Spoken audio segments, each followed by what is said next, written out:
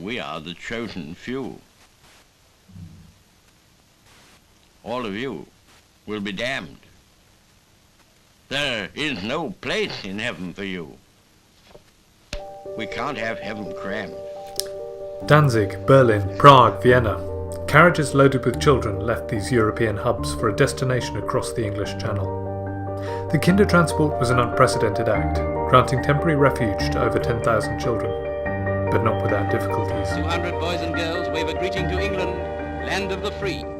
They are between the ages of 5 and 17, the advance guard of the first 5,000 Jewish and non-Aryan child refugees from Germany, to be provided with a temporary home here, while arrangements are made for them to immigrate. Landing in Harwich and Southampton, they were scattered across the country and at the mercy of sponsor families, wherever they could be found.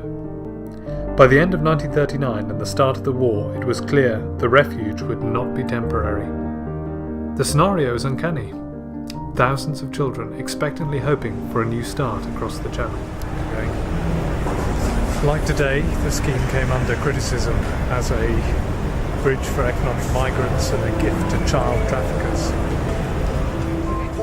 350 of the expected 3,000 children have been helped so far, but the government claims continuing the scheme would play into the hands of people traffickers. I am clear that when working with my French counterparts, they do not want us to indefinitely continue to accept children under the Dumps Amendment because they specify, and I agree with them, that it acts as a draw, it acts as a pull. We've got to put to bed this idea that there is somehow a pull factor. What there is a push factor. Sadly, we live in a world where there is war, there is conflict, there is persecution these children are facing. That is why they are running. As they saw it, the Kinder was safe in neutral Belgium, in Holland, France. It wasn't their problem.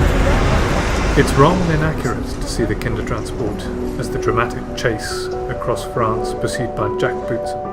It was a long and protracted humanitarian campaign which took part for almost a year before the outbreak of war.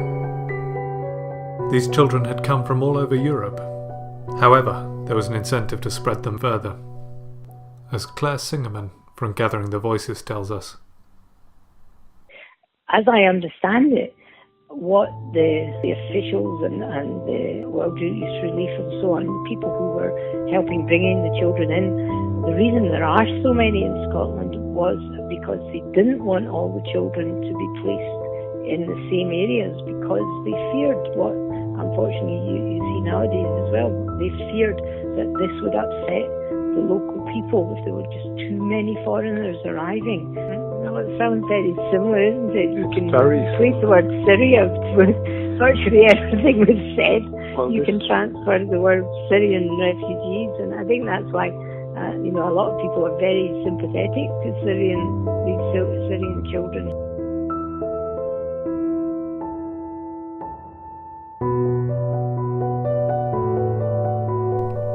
When the country begrudgingly accepted the Kindertransport, 10,000 children were taken in, a drop in the ocean of Britain's wartime population of 46 million, many of which were the future physicists, painters and composers, thinkers and artists who helped shape and grow the country.